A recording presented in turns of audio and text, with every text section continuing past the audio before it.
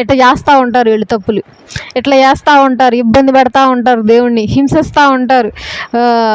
ఏదో ఒక విధంగా కీడు రప్పించుకునే విధంగా మారిపోయారు ఆ యొక్క ఇజ్రాయేలీలు. అందుకు వారి ప్రయాణం ఏమవుతా ఉంది అని అంటే ఆలస్యం అవుతా వస్తూ ఉంది.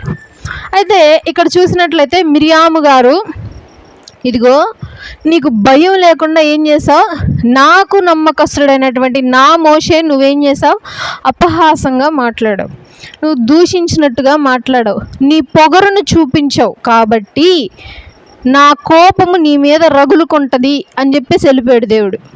తన మేఘము ప్రత్యక్షపు గుడారం మీద నుండి వెళ్ళిపోయింది. వెళ్ళిపోయిన వెంటనే తెల్లటి పొడగలిగినటువంటి కుష్ఠవ్యాధి స్పాట్లో వచ్చేసింది.